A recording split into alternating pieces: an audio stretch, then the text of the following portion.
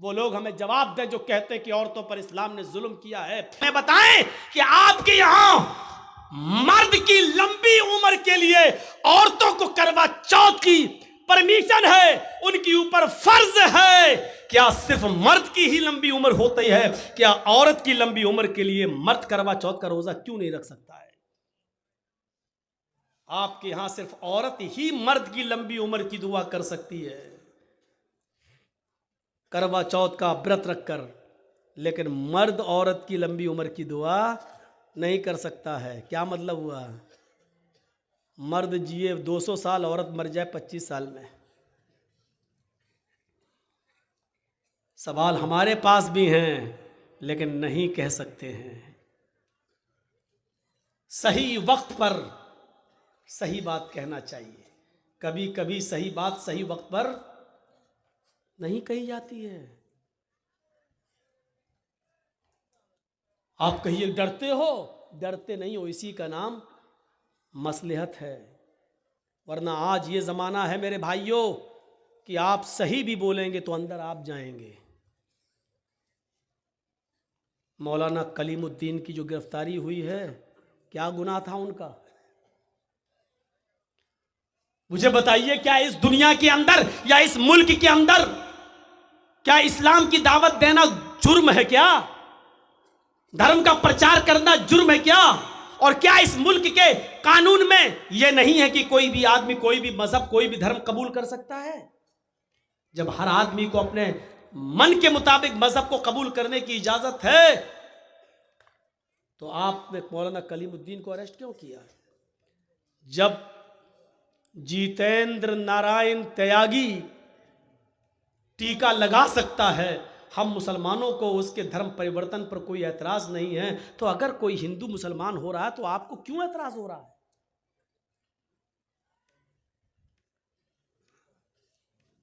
नहीं होना चाहिए।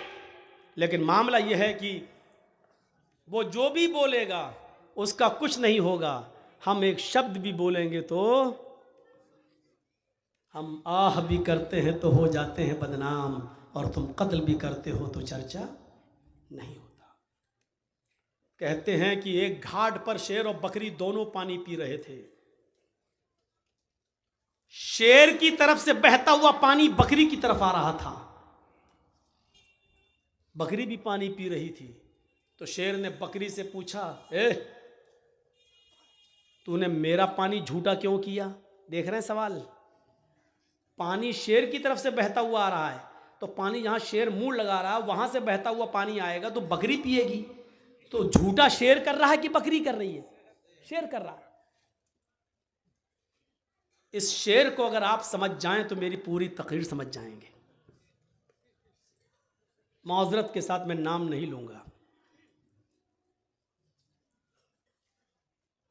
पानी झूठा कौन कर रहा है? और पानी झूठा करने से मेरी मुराद है माहौल खराब कौन कर रहा है? शेर की तरफ से झूठा पानी आ रहा और उल्टा शेर ही कह रहा है मेरा पानी झूठा क्यों किया तूने? बकरी बोली, राजा हमारी क्या मजाल कि मैं आपका पानी झूठा करूं? पानी तो आपकी तरफ से बहता हुआ आ रहा था, मैं तो आपका झूठा पानी पी रही हूं। बकरी ने जवाब सही दिया। शेर ने कहा, अच्छा मुंह भी चलाती है मुझसे, जबान भी लड़ा रही है मुझसे। आया और मारा एक पंजा, वो गई खोपड़ी बकरी की और चीर के फाड़ के खा गया उसको। बिल्कुल यही हाल है इस वक्त इस शेर का और हम बकरियों का। मेरे भाइयों, शेर और बकरी को समझने की कोशिश करो, बहुत कुछ समझ जाओगे। और इसलिए मैं एक और मिसाल दूंगा आपको। बहुत ही होशियारी से और मसलहत से काम करने की जरूरत है। इस वक्त नारे लगाए जाएंगे, हमें भड़काया जाएगा, मुश्तिल किया जाएगा। जैसे दिल्ली में नारे लगे थे, देश के गद्दारों को गोली मारो। आगे का जुमला आपको, ये नारे लगाने वालों का कुछ नहीं होगा, क्योंकि ये नारे लगते ही हैं उस पावर के नशे में जो उनको मालूम है। फिर नारे लगाए जाएंगे। और हम आपके यहाँ ये तकरीर इसलिए कर रहे हैं क्योंकि इशारे इशारों में ये बात मेरी दूसरी जगह पहुंच जाएगी जहां माहौल है। मुश्ताइल किया जाएगा और फिर हमारे ही लोगों में से किसी को उस नारों का जवाब देने के लिए पैदा किया जाएगा, ताकि एक तरफ ये रहे और दूसरी तरफ वो रहे, और इसका पूरा फायदा बहुसंख्यक लोगों को, ज्यादा तादाद में रहने वालों को मिल जाए। ये पूरी प्लानिंग हो चुकी है, पूरा गेम फिट है। इस वक्त अक्लमंद इंसान वो है जो खामोशी के साथ चुपके से निकल जाए और भड़काऊ और जहरीले नारों का जवाब वैसे न दे। वो हमारे मोहल्ले में आएंगे, कहेंगे जय श्री राम। अक्लमंदी ये है कि मुस्कुराकर हम निकल जाएं और उसके जवाब में ये ना कहें अल्लाहु अकबर। वो यही तो चाह रहे हैं कि हम ये कहें और हमारा जवाब इन जुमलों के जरिए दिया जाए। हर वक्त जवाब देना जरूरी नहीं होता। भी मैंने बताया इब्राहिम अलैहिस्सलाम ने हर वक्त अपनी बीवी तक का जवाब नहीं दिया। एक बात और याद रखना, इस वक्त मुसलमानों तुम्हें यह पॉलिसी अपनाना पड़ेगी, तुम्हें हाथी बनना पड़ेगा और इन नारे लगाने वालों को कुत्ता समझना पड़ेगा। और ये सोच कर गुजर जाओ कि हाथी खामोशी के साथ चलता रहता है और कुत्ते भौंकते रहते हैं। हाथी जा रहा है, कुत्ते भौंक रहे हैं, हाथी पलट के भी नहीं देखता क्योंकि उसकी नजर अपनी मंजिल पर होती है। वो जानता है कि अगर पलट कर मैं देखूंगा तो कुत्ते तो भाग ही जाएंगे, लेकिन हमें अपनी मंजिल पर पहुंचने में देर हो जाएगी। हमें अपनी मंजिल पर पहुंचने में देर हो जाएगी। 1000 कुत्ते भी मिलकर एक हाथी का रास्ता रोक नहीं पाते। आपको यह सोचना पड़ेगा कि हाथी की तरह खामोशी के साथ अपनी मंजिल पर निशाना लगाए रहो कि हमें अपने लक्ष्य को पाना है, अपनी मंजिल को पाना है। खामोशी के साथ चलते रहो। कुत्ते भौंक रहे हैं, उनका जवाब देने की कोशिश मत करो। अब इस हाथी को अगर आप समझ जाएं और इस कुत्ते को अगर आप समझ जाएं तो मौलवी जर्जीस कामयाब हो गया 30 तारीख के इस प्रोग्राम में। अपने आप को हाथी बनाओ, भौंकने वाले कुत्तों का जवाब न दो। बहुत आपने दिल्ली का हादसा देख लिया, आपने और भी दंगे देख लिए। नुकसान किसका हुआ, प्रशासन किसका साथ देता है, यह सब आपकी नजरों के सामने है। आप जरा भी गुस्सा हुए, जान भी हमारी जाएगी और फायदा भी उनको, यानी हमारे मरने के बाद भी हमें फायदा नहीं मिलेगा, फायदा भी उन्हीं को होगा। इसलिए इबरत हासिल करो, सीख लो अपने अंजाम को और मुजाहरा अच्छा कर लो। आपको एक वाकया सुना दूं। एक शेर भी शिकार के लिए निकला, भेड़िया भी शिकार के लिए निकला और लोमड़ी, लोमड़ी जानते हैं ना, फॉक्स, आपके यहां क्या कहते हैं सियार, 3 लोग शिकार के लिए निकले। कौन कौन? शेर, लायन, भेड़िया भी और लोमड़ी। 3 लोग शिकार करने निकले और तीनों ने एक एक जानवर का शिकार कर लिया। तीनों ने शिकार कर लिया। शेर ने हिरन मारा, भेड़िए ने बकरी को मारा और लोमड़ी ने खरगोश को मारा। बहुत अच्छी मिसाल दे रहा हूं, ये मिसाल आप समझ गए, अल्लाह की कसम जर्जीस कामयाब। शेर ने हिरन मारा, भेड़िए ने बकरी मारा और लोमड़ी ने खरगोश, रैबिट। तीनों जानवर मरे पड़े हैं, इधर हिरन, इधर बकरी, इधर रैबिट। शेर ने भेड़िए से कहा किसको क्या खाना है तुम फैसला कर दो। शेर ने भेड़िए से कहा किसको क्या खाना है तुम फैसला करो, सही फैसला करना। भेड़िए ने कहा बहुत आसान, हाँ बताओ कैसे। भेड़िए ने कहा अरे राजा, किंग, हिरन आप खा लीजिए, बकरी मैं ले लेता हूं, और रैबिट जो खरगोश है वो लोमड़ी को दे दीजिए। 3 जानवर और 3 ही खाने वाले। आप बड़े हैं, हिरन ले लीजिए, हम बकरी ले लेते हैं, लोमड़ी को खरगोश रैबिट दे देते हैं। शेर ने कहा इतना बुरा फैसला, इधर आओ।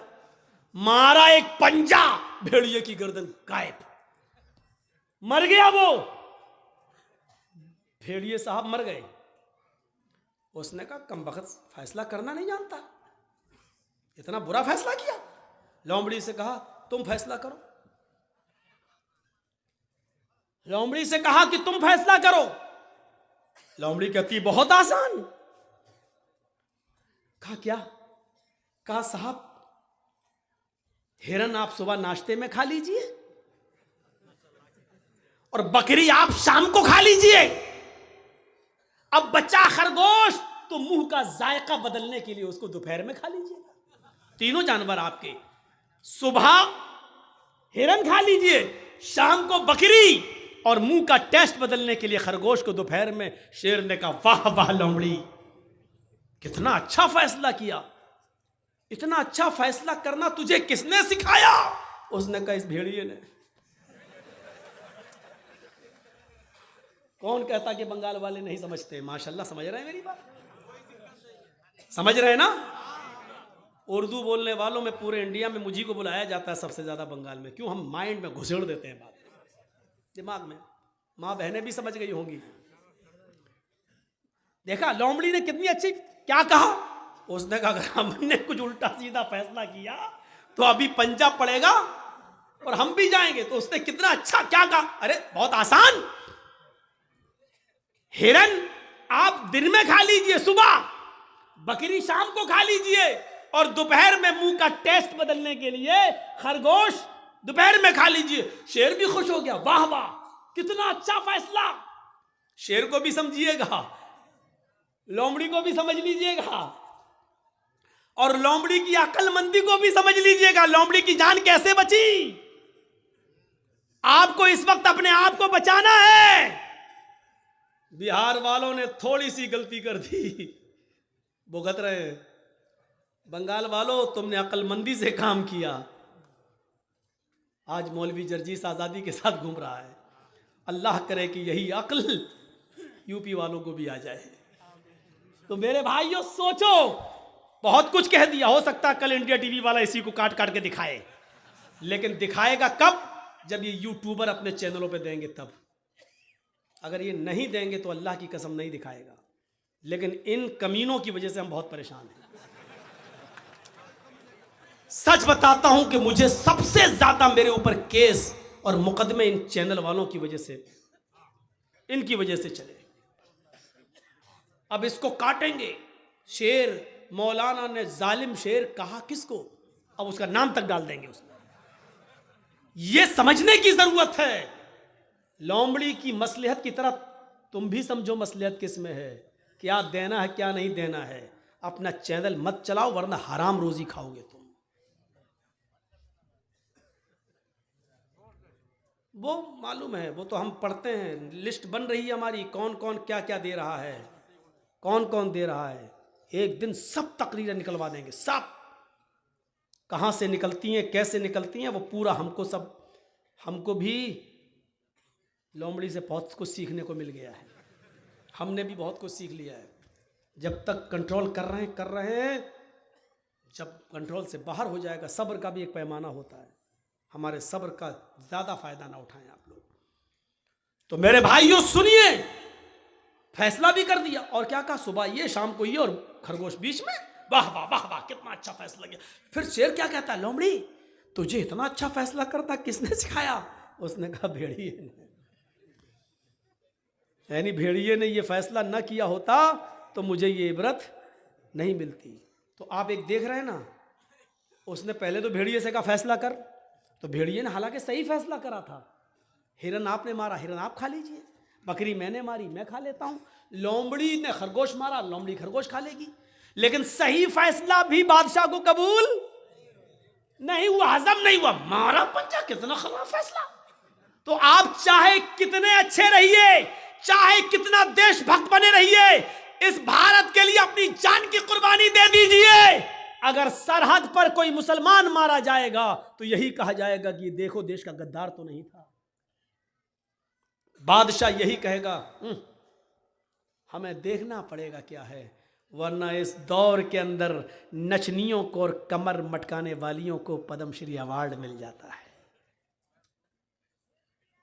जिन्होंने इतिहास की ई न पढ़ी हो उनको मिल जाता है, और जिन्होंने कोरोना काल के अंदर गरीबों के घर अनाज पहुंचाया, गल्ला पहुंचाया, सिलेंडर पहुंचाया, आज उनको कुछ नहीं मिलता। क्योंकि इस दौर में जीना है तो चापलूसी करना सीखो। तो मेरे भाइयों, लोमड़ी की तरह अक्लमंद बनो। आप हालात देख रहे हो, उस हालात से जायजा लो और फिर अपने आप को बचाना है तो लोमड़ी की तरह फैसला करो। ठीक है, लगा लो नारे, आएगा कभी दौर हमारा भी, और कहो इंशाअल्लाह। इंशाअल्लाह ये हमेशा नहीं रहता है। और राहत इंदौरी ने कहा था ना, आज तुम साहिबे मसनद हो, कल नहीं रहोगे। जो आज साहिबे मसनद हैं वो कल नहीं होंगे। किराएदार है जाती मकान थोड़ी, किराएदार हैं जाती मकान थोड़ी है मेरे भाइयों। लेकिन जब तक तुम्हारा जुल्म और सितम चल रहा है, इसलिए हम ही को थोड़ा सा लोमड़ी की तरह अक्लमंदी से काम लेने की जरूरत है। इसलिए मेरे भाइयों, अक्लमंदी से काम लो। इस मिसाल से बहुत कुछ कह दिया मैंने। इस मिसाल के अंदर सब कुछ है, पूरे हालात जो बोलना चाहिए पूरे इसके अंदर मौजूद हैं। इसलिए मैंने कहा कि आप अपने अंदर ईमान की ताकत पैदा करिए मेरे भाइयों। बस ईमान पैदा करिए और बुनियाद से अपने रिश्ते को जोड़िए। आप जानते हैं ईमान की ताकत क्या है? आपको मालूम होगा, फिरौन जब मूसा अलैहिस्सलाम से तंग आ गया तो कहने लगा, मूसा अपनी फौज को लेके आ, मैं अपनी फौज को लेके आता हूं, आओ आज आमने सामने मुकाबला कर लेता हूं। इस वाक़े को जरूर सुन लीजिएगा मेरे भाइयों, इस वाक़े को जरूर सुनिएगा। मूसा अलैहिस्सलाम ने कहा ठीक है, तुम अपनी दलीलें पेश करो, हम अपनी दलीलें पेश करें। मूसा अलैहिस्सलाम जब सामने आ गए, फिरौन भी अपनी फौज को लाया। फिरौन के साथ उसके जादूगर थे। सुनिए, फिरौन के साथ कौन था? जादूगर। और मूसा अलैहिस्सलाम के पास कौन थे? चंद मुसलमान जो उनके ऊपर ईमान लाए थे। फिरौन ने अपने जादूगरों से कहा, चलो अपना तिलस्म दिखाओ, अपना करतब दिखाओ, अपना नाटक दिखाओ, अपना ड्रामा दिखाओ। फिरौन के जादूगरों ने कहा, हम अपना जादू दिखाएंगे और ऐसा जादू दिखाएंगे जिससे मूसा डर जाएगा और मूसा की पूरी फौज डर के भाग जाएगी। फिरौन ने कहा कि आज मूसा को हारना चाहिए और मुझे जीतना चाहिए, तुम क्या दिखाओगे? तो फिरौन के जादूगरों ने, दो चीजें समझाऊंगा बस इस वाक़े से। फिरौन के जादूगरों ने कहा ठीक है, हम अपना जादू दिखाने वाले हैं जिससे मूसा और मूसा की पूरी फौज डर के भाग जाएगी, लेकिन हमारे लिए इनाम क्या होगा? कुरान देखिए क्या कहता है। जब फिरौन के जादूगरों ने फिरौन से कहा हम अपना जादू दिखाएंगे जिससे मूसा और मूसा की कौम हार जाएगी, लेकिन ये तो बताओ, इन्ना लना लअजरन इन कुन्ना नहनुल गालिबीन, अगर हम जीत गए, हम गालिब आ गए, हम मूसा और मूसा की फौज को भगाने में कामयाब हो गए, तो हमारा इनाम क्या होगा? हमें आप क्या देंगे? इनाम क्या देंगे? मैंने कहा ना आप लोगों से, थोड़ा सा रुक जाइए, इस वाक़े को सुन लीजिए। इसमें ईमान की ऐसी लज्जत मिलेगी आपको कि देखिए ईमान कहते क्या है और ईमान के बाद ताकत क्या आ जाती है, इसको समझ लो मेरे भाइयों। तो फिरौन ने कहा अच्छा इनाम चाहते हो? कहां? व इन्नकुम लमिनल मुकर्रबीन, अगर मूसा और मूसा के कौम के लोग भाग गए, तुम जीत गए, तो हम तुम्हें अपना मुकर्रब बना लेंगे, अपनी कैबिनेट में शामिल कर लेंगे, अपना मंत्री बना लेंगे, अपना वजीर बना लेंगे, तुम हमारे पास बैठोगे, हम तुमसे हुकूमत चलाने में मशवरे करेंगे, हम तुम्हें इनाम देंगे, तुम्हें अपना करीबी बना लेंगे। अब सोचो, ममता दीदी का कितना करीबी था एक नंदीग्राम वाला, नाम नहीं लूंगा। अब देखो, जब करीबी था तो क्या नहीं था उसको, और क्या नहीं दिया मुख्यमंत्री ने उसको, लेकिन अब उसकी नजर और ऊपर पहुंच गई। कहते ना कि ज्यादा ऊपर जो देखता तो टोपी फिर नीचे गिर जाती है। तो जो सर पे है वो भी नहीं रहता है, जो थोड़ा बहुत होता है वो भी चला जाता है। तो इतना ऊंचा मत देखो। इसीलिए अल्लाह के नबी ने फरमाया अपने से ऊपर अमीरों की तरफ मत देखो। ला तंजुरू इला मन हुवा फौककुम, जो तुमसे ऊपर है उनकी तरफ मत देखो। वंजुरू इला मन अस्फला मिनकुम, उनकी तरफ देखो जो तुमसे नीचे हैं। जैसे एक आदमी बेचारा नंगे पैर जमीन पे चल रहा था और उसको शर्म आ रही थी, मेरे पास चप्पल नहीं है, पैर कभी क्या कहेंगे लोग, चप्पल नहीं है। लेकिन अचानक उसकी नज़र एक अपाहिज के ऊपर पड़ती है जो दो पैरों से लंगड़ा है और बैसाखी पे चलता है। एकदम उसके दिमाग में आता है, अरे मैं क्यों शर्माऊँ, इस बेचारे के पास तो पैर भी नहीं है, कम से कम अल्लाह ने मुझे पैर तो दिए हैं, जूते नहीं दिए तो क्या हुआ, चप्पल नहीं दी तो क्या हुआ। जब उसने अपाहिज को देखा तो उसको इबरत मिल गई। इसलिए कहा अल्लाह ताला, अल्लाह के नबी ने, जो तुमसे नीचे उनकी तरफ देखो, जो ऊपर है उनकी तरफ न देखो। क्योंकि जब ऊपर है उनकी तरफ देखोगे तो उनसे भी ऊपर ये सोचोगे मैं इनसे भी आगे बढ़ जाऊं। नहीं, अपने से नीचे देखोगे तो तुम्हें अंजाम पता चलेगा कि दुनिया में ऐसे लोग भी मौजूद हैं। तो मेरे भाइयों, फिरौन ने कहा कि हम तुम्हें अपना कैबिनेट में शामिल कर लेंगे, अपना मंत्री बना लेंगे, तुम्हारे पास किसी चीज की कमी नहीं होगी। उन्होंने सोचा जब हम फिरौन के करीबी बन जाएंगे तब तो मजे ही मजे हैं, मजे ही मजे हैं। तो उन्होंने क्या किया, मूसा अलैहिस्सलाम और उनकी फौज के सामने अपनी रस्सियां डाल दी, जादू दिखाने लगे, रस्सियां फेंक दी और वो रस्सी सांप बन के रेंगने लगी, सर्प सांप बन गई, ऐसे चलने लगी। वो सांप नहीं थे, वो सांप नहीं थे, लेकिन देखने वालों को सांप दिखाई दे रहा था। सांप, मूसा अलैहिस्सलाम डरने लगे, ऐसे ऐसे करने लगे हैं। तो फौरन वही आई, अल्लाह ताला ने कहा ला तखफ या मूसा, मूसा डरो नहीं, जिनको तुम सांप समझ रहे हो वो सांप है नहीं, वो रस्सियां ही हैं, ये तिलस्म है, ये जादू है। तुम इस जादू को खत्म करना चाहते हो, इनके सांपों को मजा चखाना चाहते हो, तो हमने जो तुम्हें डंडा दिया, जो लाठी तुम्हारे पास है, जो आसा, इसको जमीन पर मारो। अन अलक़ि आसाक, मूसा जमीन पर अपनी लाठी मारो। मूसा अलैहिस्सलाम ने अपना डंडा, अपनी लाठी जमीन पर मारी और जैसी लाठी जमीन पर मारी वो क्या बन गया, अज़दहा, अज़दहा बन गया। उसने मुंह खोला, आ, और जैसी मुंह खोला, आ करके अंदर को सांस ली, बाहर को नहीं, अंदर को जो सांस ली तो जितने सांप थे उड़ते हुए गए, आप उसके मुंह में घुस गए और सबको खा गया। जादूगर यहीं से समझ गए फिरौन के, हमने जो दिखाया वो नकली माल था, फिरौन ने जो दिखाया वो ओरिजिनल था।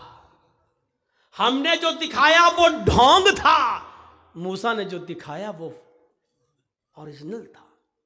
फैक्ट, फेक नहीं, फैक्ट था, सच्चाई थी, ट्रू था, उसके अंदर सच्चाई थी। हमने जो दिखाया वो पोल खुल गई मेरी। मूसा ने जो दिखाया उसके अंदर, अगर हमने मूसा के मुकाबले में कुछ दिखाने की कोशिश की तो हम ही को मुंह की खानी पड़ेगी और हम ही जलील हो जाएंगे। इसका कोई तोड़ नहीं है, क्योंकि जादू का और हकीकत का कोई मुकाबला नहीं है। जब फिरौन के मानने वाले और दरबारियों ने उनने देखा कि हमारे सांपों को, हमारी रस्सियों को फिर मूसा अलैहिस्सलाम के डंडे के द्वारा बने हुए अज़दहे ने खा लिया है, तो उसी वक्त वो चीख पड़े और क्या कहने लगे मालूम है? उनकी जबान से क्या निकला? उनकी जबान से जो जुमले निकले वो जुमले ये थे, आमन्ना बिरब्बिल आलमीन रब्ब मूसा व हारून। हम अल्लाह रब्बुल आलमीन पर ईमान लाए, उस रब पर जो मूसा का रब है और जो हारून का रब है। समझ गए आप? अभी तक काफिर थे, लेकिन हकीकत देखने के बाद क्या हो गए? मोमिन। अब देखिए, ईमान ले आए, आमन्ना बिरब्बिल आलमीन, ईमान लाता हूं मैं रब्बुल आलमीन पर। किस रब पर? फिरौन भी तो अपने आप को रब कहता है, तो फौरन कहा नहीं, फिरौन के रब पर नहीं, हम ईमान लाए फिरौन पर नहीं, रब्बे मूसा व हारून, उस रब पर जो मूसा का भी रब है और जो हारून का भी रब है। गौर कीजिए इन जुमलों पर। अब फिरौन को बड़ा गुस्सा आया, कमीने लाए तो हम इनको अपने लिए और ये तो मूसा के बन गए, ये तो अल्लाह वाले बन गए, ये तो खुद ही मूसा और हारून के रब पर ईमान लाए। अब गुस्सा नहीं आएगा? देश का चौकीदार किसी के ऊपर बहुत भरोसा करता हो और वो आदमी टूट कर एकदम दूसरी पार्टी में चला जाए तो कितना गुस्सा आएगा? हैं? बाद में बहाने करेंगे, लेकिन गुस्सा, लेकिन आंखों के सामने वही बैठे बैठे, वही खड़े खड़े फिरौन के सारे जादूगर ईमान लाए, और जब ईमान लाए तो फिरौन ने कहा तुमने ये क्या किया, तुम मूसा और हारून के रब पर ईमान लाए? इन्होंने कहा हां लाए, हमारी इजाजत के बगैर। कहा हां आपकी इजाजत के बगैर, अब क्या जरूरत है आपकी इजाजत की? जब हमने ओरिजिनलिटी देख ली, असलियत देख ली, सच्चाई देख ली, तो अब हमें क्या जरूरत है? फिरौन ने क्या जवाब दिया, अब सुनिए, जो चीज बताना है वो सुनिए। ईमान लाने के बाद अब इनके अंदर क्या ताकत आई? अभी जो फिरौन से मदद मांग रहे थे, क्या इनाम मिलेगा, अब वही फिरौन उनको धमकी दे रहा है। कुरान फिरौन की धमकी को नकल करता है, आए जादूगरों, मेरे साथ आने वालों, मूसा के रब पर और हारून के रब पर ईमान लाने वाले मेरे जादूगरों, जल्दी से लौटकर मेरे खेमे में आ जाओ, मेरी टोली में आ जाओ, मेरी पास वापस आ जाओ। अगर तुमने ऐसा न किया, ऐसा न किया, लउक़त्तिअन्ना अयदियकुम वअरजुलकुम मिन खिलाफ सुम्मा लउसल्लिबन्नकुम अजमईन। कुरान क्या कहता है? फिरौन धमकी देता है, अगर तुमने मूसा और हारून के रब को न छोड़ा, लउक़त्तिअन्ना अयदियकुम वअरजुलकुम मिन खिलाफ, अभी यही सबके सामने हम तुम्हारे हाथों को और पैरों को कटवा देंगे, हम उनके टुकड़े टुकड़े कर देंगे। मिन खिलाफ, मुखालिफ सिमतों से। मुखालिफ सिमत मतलब समझ रहे हैं? अगर सीधा हाथ काटेंगे तो उल्टा पैर, और अगर उल्टा हाथ काटेंगे तो सीधा पैर, राइट हैंड काटेंगे तो लेफ्ट पैर, और अगर लेफ्ट हैंड काटेंगे तो राइट पैर। हम आज ही अभी तुम्हारा मुख्तलिफ सिमतों से, उल्टे सीधे जहद से हम तुम्हारे हाथ पैर काट देंगे। अल्फाज की ज्यादती माना की ज्यादती पर दलालत करती है। अरबी जबान में कता यक्ताओं के माना होते हैं काटना, और अरबी जबान में कत्ता युकत्तियों के माना होते हैं टुकड़े टुकड़े करना।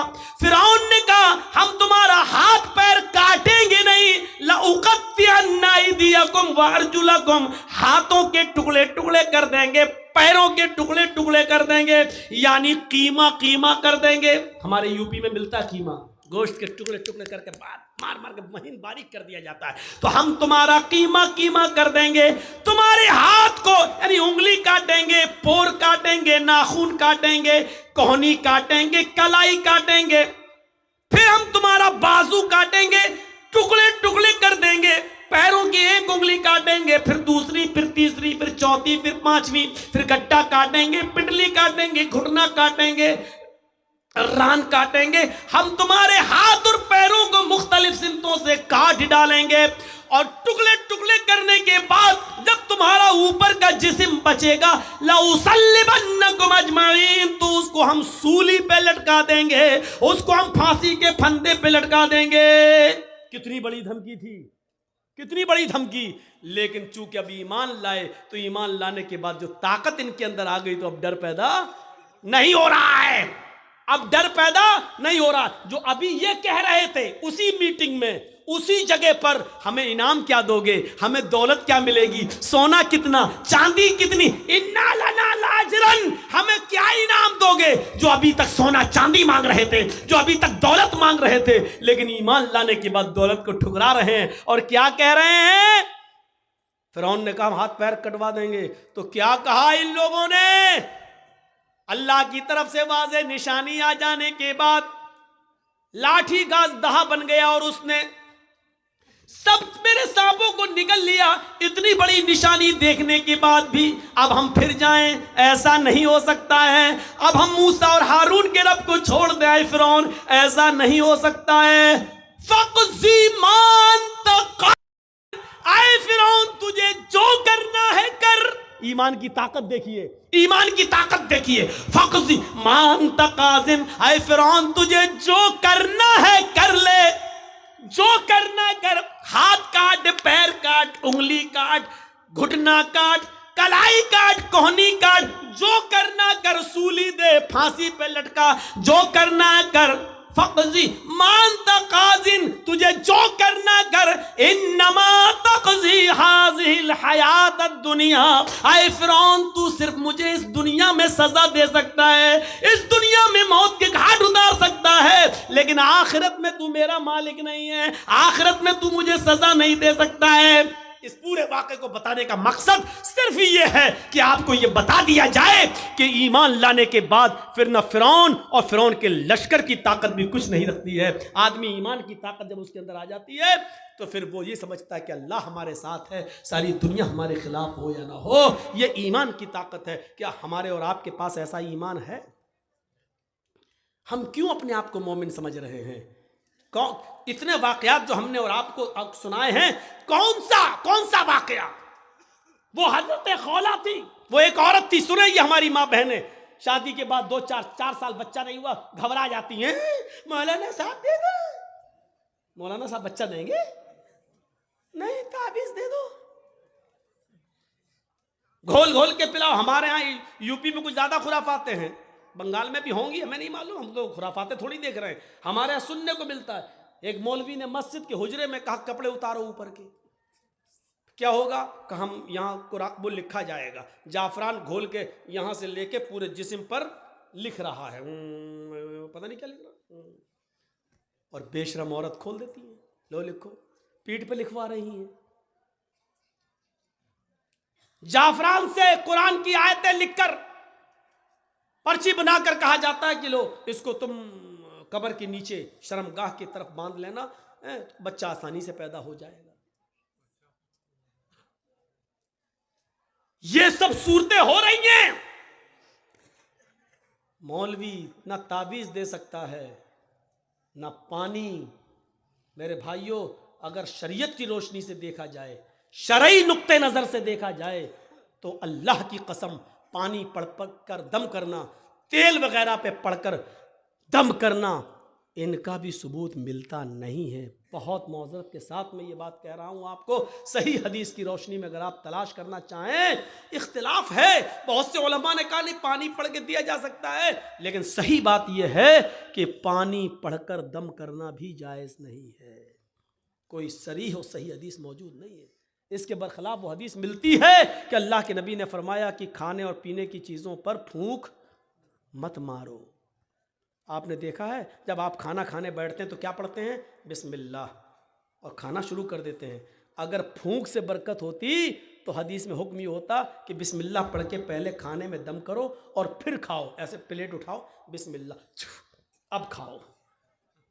क्यों? फूंक में बरकत है ना, तो फिर फूंको फिर खाओ ना। लेकिन नहीं, आपने कहा बिस्मिल्लाह और खाना शुरू करिए। आप खाने के लिए बिस्मिल्लाह नहीं कर रहे हैं, बल्कि शुरू जो कर रहे हैं उस काम के लिए आप बिस्मिल्लाह कह रहे हैं, क्योंकि आप जो भी काम शुरू करेंगे तो अल्लाह के नाम से, खाना नहीं, जो भी आप काम कर रहे हैं अल्लाह के नाम से शुरू कीजिए। ये है, लिखना शुरू कर रहे हैं बिस्मिल्लाह, अब आप लिखिए।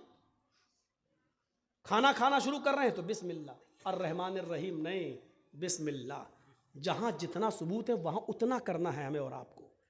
अल्लाह ताला ने कहा है, अल्लाह के नबी ने फरमाया कि अल्लाह का नाम लो, तो अल्लाह का नाम बिस्मिल्लाह हो गया। अल्लाह के नबी ने यह नहीं कहा कि अल्लाह रहमान रहीम कहो, सिर्फ अल्लाह का नाम बिस्मिल्लाह, बिस्मिल्लाह कह लो, हो गया।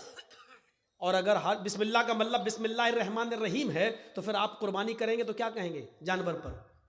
बिस्मिल्लाह रहमान रहीम अल्लाहु अकबर क्यों नहीं कहते हो? वहां पूरी बिस्मिल्लाह क्यों नहीं पढ़ते हो? नहीं पढ़ते हो, क्यों? वहां नहीं बताया। वहां क्या बताया? बिस्मिल्लाही वल्लाहु अकबर।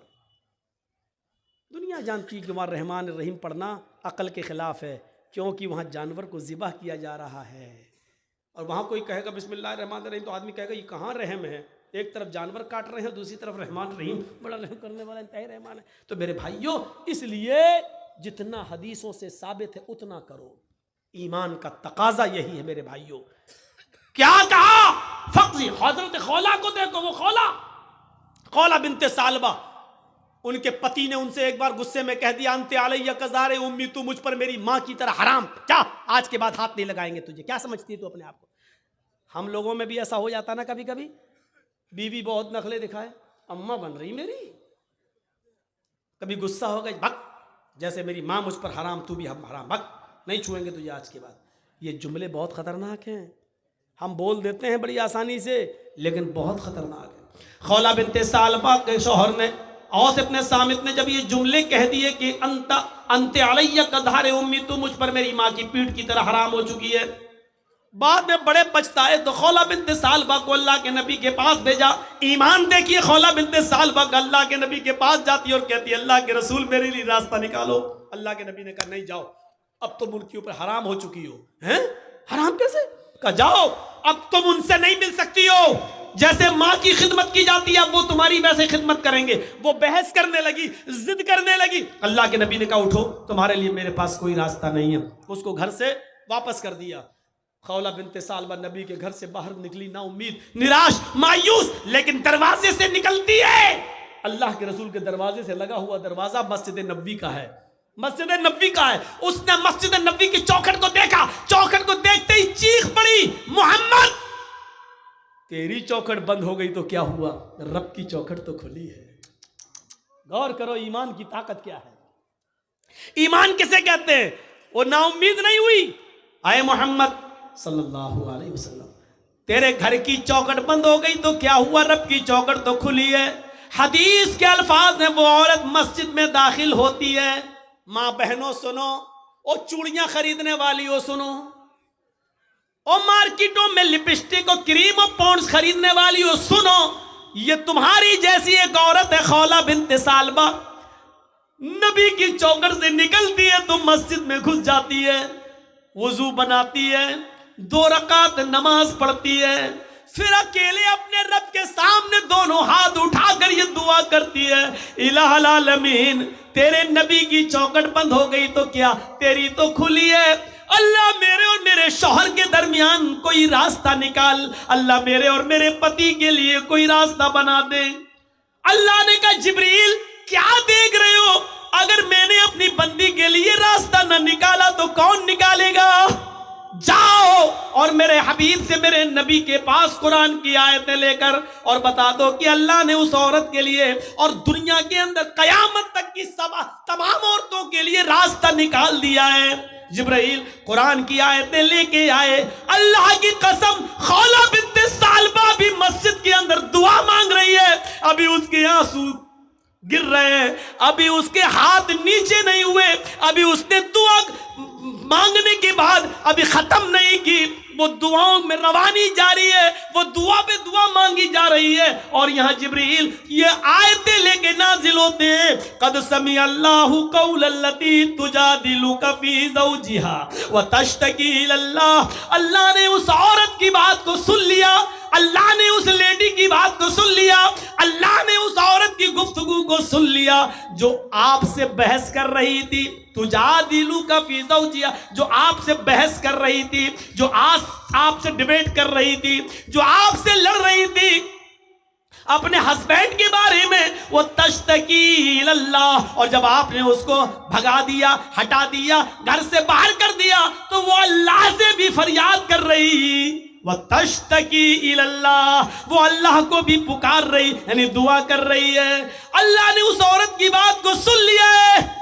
जाओ ऐ नबी उस औरत को बुलाओ, और उस एक औरत के लिए मैंने कयामत तक की सारी औरतों के लिए मसला बदल दिया है। कहो जो लोग अपनी बीवियों को अपनी माँ की तरह कह लेते हैं, हराम कर लेते हैं, वो अपनी बीवी बना सकते हैं दोबारा, लेकिन दोबारा बीवी बनाने से पहले एक गुलाम आजाद करना पड़ेगा। एक गुलाम आजाद करने की ताकत ना हो तो 60 रोजे मुसलसल पैदर पे रखना पड़ेंगे, कंटिन्यू रेगुलर। और 60 रोजे भी रखने की ताकत ना हो तो 60 मिस्कीनों को खाना खिलाना पड़ेगा, 60 फकीरों को ये 3 में से कोई एक काम करना होगा तरतीब से। अगर गुलाम आजाद करने की ताकत हो तो पहले गुलाम, ये ना हो तो 60 रोजे रखने की ताकत ना हो तो 60 मिस्कीनों को, फकीरों को खाना खिलाएं, और फिर वो तुम्हारी बीवी ये सजा के तौर पर, लेकिन रास्ता तो निकाला। पहले तो रास्ता ही नहीं था, लेकिन बाद में रास्ता तो निकाल दिया। कम से कम सजा मुतय्यन करके, और सजा इसलिए मुतय्यन किया ताकि हर वक्त हर आदमी अपनी बीवी को अपनी अम्मा की तरह हराम ना करता रहे अपने ऊपर, इसलिए ये सजा मुतय्यन कर दी। तो मेरे भाइयों, खौला बिनते सालबा का ईमान देखो। नबी की चौखट से बाहर तो कहती है, नबी तेरी चौखट बंद हुई तो क्या, रब की चौखट तो खुली है। ये ईमान की ताकत होती है। यही खौला बिनते सालबा जब लाठी टेक कर चलने लगी, बहुत बूढ़ी हो गई, कमर सीधी नहीं होती थी, लाठी लेके चलती थी। तो एक दिन हजरत उमर फारूक घोड़े पर जा रहे थे। खौला बिनते सालबा ने कहा, उमर घोड़े से नीचे उतर, मेरी बात सुन। हजरत उमर घोड़े से नीचे उतर गए और खौला बिनते सालबा के पास पहुंच गए पैदल, और नीचे झुककर कहते, माँ क्या कहती हो? सुनाया, कुछ बात बोली। हजरत उमर फारूक वापस आए। लोगों ने कहा, अमीरुल मोमिनीन, एक मामूली औरत के लिए आप घोड़े से उतर गए? एक मामूली औरत के लिए आप घोड़े से उतर गए और उसके पास जाके झुककर उसके कान पे अपने कान लगा दिए उसके होठों से? आप कह सकते थे मेरे दरबार में आ, एक मामूली औरत के लिए आप घोड़े से उतर गए? हजरत उमर फारूक रोते हुए कहते हैं, नहीं, इसको मामूली औरत मत कहो, ये मामूली औरत नहीं है। जब नबी का दरवाजा बंद हो गया तो इस औरत की गुफ्तगू को अर्श वाले ने अर्श पे सुना है। ये मामूली औरत नहीं है, जिसकी जबान से निकलने वाली दुआ को अल्लाह भी रिजेक्ट नहीं कर सका। अल्लाह ने इसकी दुआ अर्श पर कबूल की। उमर की क्या मजाल जो इसकी बात को सुनने के लिए घोड़े से ना उतरे। उमर की क्या हिम्मत जो इसकी बात को सुनने के लिए घोड़ा ना छोड़े। अरे जब अल्लाह ने इसकी बात को रिजेक्ट नहीं किया तो उमर इसकी बात को रिजेक्ट कैसे कर सकता है? जब सातवें आसमान के ऊपर अल्लाह ने इसकी बात को सुना तो उमर इसकी बात को कैसे मना कर सकता है, कैसे नहीं सुन सकता है? मेरे भाइयों, ये ईमान की ताकत थी, ईमान की ताकत। ये ईमान की ताकत हमें और आपको अपने अंदर पैदा करना है। पूरा खुतबा मेरा ईमान के ताल्लुक से रहा है। और फिर वही लास्ट में वही बात, वला तहिनु वला तहजनु व अंतुमुल अलौना इन कुंतुम मुमिनीन। इस ईमान से अगर हम अपनी बुनियाद को जोड़ेंगे तो हम तरक्की करेंगे, बुलंदी पर जाएंगे। और अगर इस ईमान से अपनी बुनियाद से रिश्ता अगर हम ख़त्म कर लेंगे तो फिर हमें जिल्लत मिलेगी, रुसवाई मिलेगी। पतंग की तरह कटकर हम ज़मीन पर गिरेंगे और हमें नोच डाला जाएगा। आम की तरह हम आसमान पर नहीं जाएंगे, टूटकर ज़मीन पर गिरेंगे और हमें खा लिया जाएगा, हमें लुकमा बना लिया जाएगा। ऐसी दुनिया की सारी कौमें हमारे ऊपर पिल पड़ेंगी। हम अल्लाह से दुआ करते हैं कि बार इलाह ईमान हमारे अंदर पैदा फरमा दे, ईमान की मजबूती हमारे अंदर पैदा फरमा दे। अल्लाह हमें अक्ल और शऊर से काम लेने की तौफीक अता फरमा, मसलहत हमारे अंदर पैदा फरमा दे। हर काम हमें हिकमत के साथ और दानाई के साथ करने की तौफीक अता फरमा। बार इलाह जब तक हम जिंदा रहें इस्लाम पे हमें जिंदा रखना, जब हमारा खात्मा हो तो ईमान पर हमारा खात्मा फरमाना। वमा अलैना इल्लल बलागुल मुबीन व आखिरु दअवाना अनिल हम्दुलिल्लाहि रब्बिल आलमीन। अस्सलामु अलैकुम व रहमतुल्लाहि व बरकातुहू।